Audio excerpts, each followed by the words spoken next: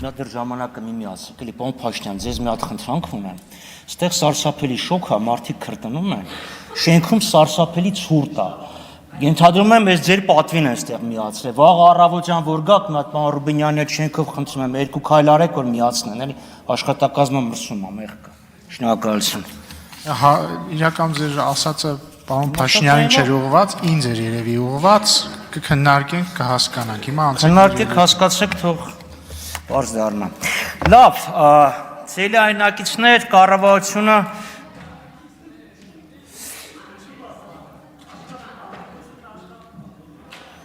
սկսեմ թե նորից։ Նորից սկսենք։ Տիկին Կարապետյան, ես ձեզ լիովին հասկանում եմ, ավելին ասեմ, նույնիսկ ցավակցում եմ։ Իրոք շատ դժվար էր մի դրական բան գտնել այս կառավարության մասին, որ ասեիք, դա համար ստիպված խոսեցիք ամեն ինչի մասին, բացի նրանից, թե ինչի համար ենք ստեղ հավաքվել։ Իրոք ընդունեք իմ խորը ցավակցությունները, դուք իրոք շատ ծանր վիճակում եք, մեր գործը հեշտ է։ Ուր նայում եք, այս կառավարությունը ձախողել է, 10 րոպեն քիչ է, կարող եմ մինչև վաղը չեմ նսոր կեսօր խոսել։ Կառավարությունը գեղեցիկ դիզայնով մի գրքույկ է ներկայացրել, որը ենթադրաբար պետք է նշեր, թե այս գրքույկը լավ ինչ են արել, որ այս մի գրքույկում խոստումները կատարեն։ Բայց կառավարությունը այս տարի նույնպես օրիգինալ չի գտնվել եւ թե այստեղի գրածը եւ թե երեկվա զեկույցը որևէ աղերս չունեին կառավարության ծրագրի հետ։ Չեմ խոսում արդեն կառավարության ԿՊ-ի նախընտրական ծրագրի մասին, չեմ խոսում արդեն Հայաստանի վերափոխման ճոռոմ ռազմավարության մասին։ Բայց կասեք, դե եթե տենց է, սան ինչ է անդրադառնամ, որտեղ որոշակի մանրուքներ կան, որոնք շատ ճշգրիտ նկարագրում են այս կառավարության էությունը։ Էջուտ, խոսելով այսպես կոչված խաղաղության գործընթացի շրջանակներում հայ-ադրբեջանական բանակցությունների մասին, կառավարությունը զեկուցում է, որ ուրեմն վերջի 2 կետի վերաբերյալ լուծման առաջարկություն է ներկայացրել Ադրբեջանին եւ սպասում է Ադրբեջանի արձագանքին։ Ադրբեջանի արձագանքը բոլորս գիտենք, ճմրտեց այդ առաջարկությունը, նետեց կոյուղի եւ պարտադրեց իրենց լուծումը։ Սա ամենը ինչ պետք է իմանալ Փաշինյան-Ալիև հարաբերությունների մասին։ Մի կողմից հոխորտանք, ուժ եւ ուժի կիրառման սպառնալիք, մյուս կողմից զիջումների, նվաստացումների եւ պարտությունների մի երկար շղթա, որը պետք է կտրել։ Իշխանությունները կարծում են, թե դավադրաբար Արցախից հրաժարվելը, արցախցիների վերադարձի իրավունքը ուրանալը, Հայաստանում հակաարցախյան տրամադրությունները սերմանելով եւ նույնիսկ Արցախ բառն արտասանելուց վախենալով իրեն կարող են մերժել Ադրբեջանի ախորժակը, արժանանալ նրանց գթությանը եւ ստանալ մի թղթի կտոր, որի վրա գրած լինի խաղաղություն։ Չեք հասկանում, որ այդ խաղաղականությունը խայտառակ կերպով ձախողվել է։ Երեք Նիկոլ Փաշինյանը խոսելով Արցախի մասին, դեմոնստրատիվ, նույնիսկ Ղարաբաղ բառը չասեց, ԼՂ ասեց։ Ասաց Մինսկի խմբի ինստիտուտները կլուծարենք, ու տենց մի բան, եթե Արցախը, Ադրբեջանը հրաժարվի, հակամարտությունը Հայաստանի տարածք տեղափոխելուց։ Ադրբեջանցիները 3 չէ, 44 օրվա Եթե խնդրեմ, պարոն Ռուբինյան, կառավարեք դահլիճը, կամ թողեք Հարգելի դահլիճ, զբաղեցրեք ձեր տեղերը եւ լռություն պահպանեք։ Տիկին Վարդանյան, պարոն Վարդանյան, զբաղեցրեք ձեր տեղերը, շարունակեք, պարոն Խաչատրյան։ Կամ եթե հոգնածենք, վաղը կարող ենք շարունակեք։ Հա, պարոն Վարդանյանը տենց է։ Լավ, այսինքն ինչ է, ադրբեջանցիները 3 չէ, 44 օրյա պատերազմից հետո են մոտեցել մեր տներին։ Չնայած իմ եւ իմ ընկերների համար Ստեփանակերտ ու Շուշին ճիշտ նույնպիսի տուն է, ինչպես եւ Երևանը, Կապանը, Գորիսը, Շորժան եւ Սևլիճը։ Հայաստանից են տարածք օկուպացրել, Հայաստանի խաղաղ բնակավայրերն են գնդակոծության պահում, Բաքվում ուժով, կեղծիքով, հոգեմետ դեղերի ազդեցությամբ փորձում են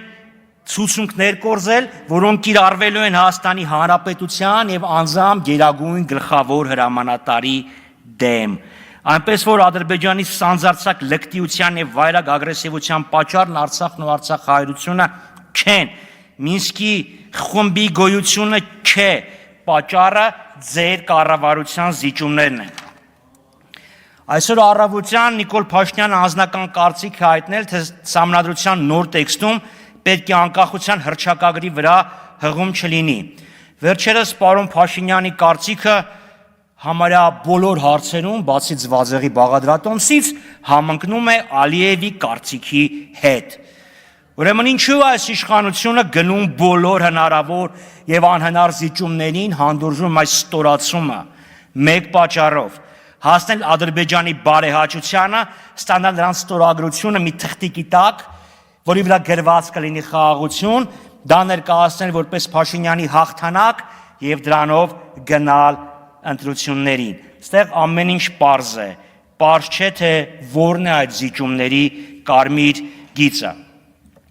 Մի փոքր հարցել անդրադառնամ Փաշինյանի ղեկավարած հերթական կառավարության ներքին քաղաքականությանը եւ ընդհանրապես հայ ժողովրդի հետ անկեղծությանը։ Ուրեմն 36-րդ էջ 23 թվականի համեմատ 24 թվին 16%-ով ավելացել է անկանխիկ տերմինալներով գործարքների քանակը։ Այս իշխանությունները, այս կառավարությունը մոռանում է այս թղթի մեջ գրի, որ դուք պարտադրել եք ժողովրդին շատ վճարումներ անել տերմինալներով, որ տերմինալները երջանիկ զուգատիպությամբ բոլորը միասին հանկարծ մի գործարքի սահմանաչափը 400,000-ից գցեցին 200,000-ի, հետո 100,000-ի, եւ հիմա 100,000 դրամ փոխանցելու համար 1000 դրամ կլպում են, գրփում են այս ժողովրդից, եւ դուք այդ թալանը արդարացնում եք։ Էսա կառավարությունը, մանր ժուլիկությունը։ Դուք սրանով գովերքում եք թալանը։ Մանր ժուլիկության մասին։ Երեք փորձեցիք իմ ելույթը ասել, թե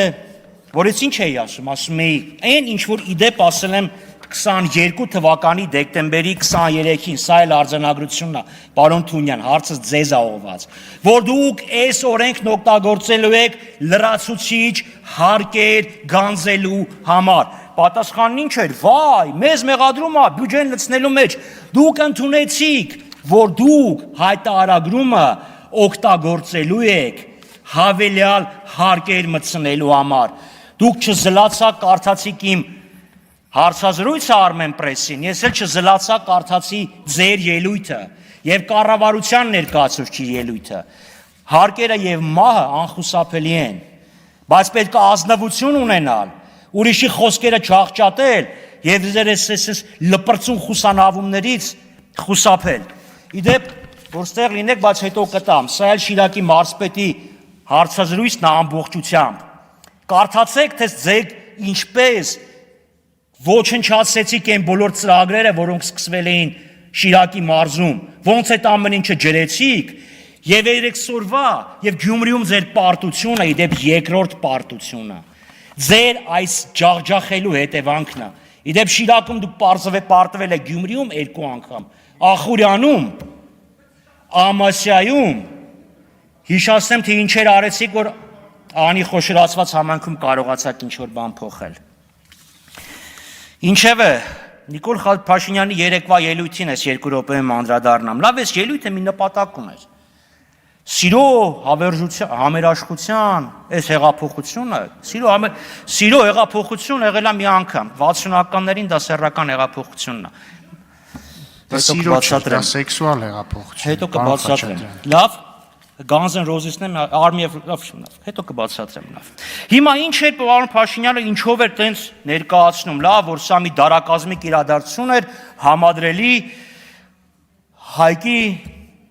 բելին սպանելու հետ։ Եվ 26 րոպե, 60 րոպեից խոսեց Թալանը հետ բերելու մասին։ Այդ Golden Palace-ի մասին շատ է խոսվել։ Տեղակ եք գոնե, խեր խաբար կա, գործում է։ Գործում է, հա, ինչքան փող է բերել, որովհետև տուրիստները նվազել են։ Ու ոնց եղավ, որ գնես մի մարդ եւ շատ ավելի էժան Տիկին Թովմասյանն էր խոսում, ոնց եղավ, որ այդ նույն մարդը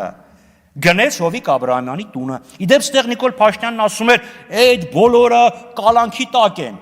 Հրաշափառ մի հրամանով կալանքը վերացավ տունը։ Մի օրով վերացավ, վաճառվեց։ Այն որ ասում եք մեխանիզմ ենք ստեղծել, այդտեղում եք ինչ լավ մեխանիզմ եք ստեղծել հարը ստանալու, թալանը թալանելու համար։ Հենց որտեղ պետք չի էլի սենց Գույս Մարիամի ձևով խոսել, ասել ամեն ինչ լավ է, մենք բարի ենք։ Շատ կուզեի անդրադառնալ նաև տնտեսությանը, բայց դա թողենք ուրեմն բյուջեի քննարկմանը։ Ուղղակի մինչև բյուջեի քննարկումը մի հատ փորձեք հասկանալ, էլի էս ոնց եղավ, որ հանկարծ Հայաստանը 4 միլիարդ 191 միլիոնի ոսկի արտահանեց։ Այն դեպքում, երբ ներմուծել էր ընդամենը 441 միլիոն, Ավարտեք, պարոն Խաչատյան։ եւ 180 միլիոն էլ կներեք 90 միլիոն էլ ընդամենը ոսկի էր արտադրել։ Այս էլ մի Պարոն սուտ է, Խաչատյան, ձեր ժամանակը վաղուց սպառվել է։ հա, որ խոսում ենք, կարծեմ պիտի ավելացնեք։ Եւ պարոն 10 վայրկյան Ռուբինյան, ավելացրել պարոն եմ։ Ռուբինյան, ես կարծում եմ, որ դու պետքա տես գորակ քլչի վրա ասեք, արա, քո փողլուխ էլա։ Պարոն Մի Խաչատյան, տարի է խոստացել ես, ասում ես կբացենք Պարոն Խաչատյան, երբ որ ձեր կուսակցությունը իշխանություն էր 1918 թվականին, տեսանք էլի ում հետ ինչ եք խոսում, ու ոնց ու ինչի դա բերեց։ Եվ դրա համար դուք ու այդ ձեր էժան տրյուկները չի անցնում։ Սպառեցեք ձեր տեղը, պարոն Կոնջորյան, համեցեք։ Եկել բան են էլի անում։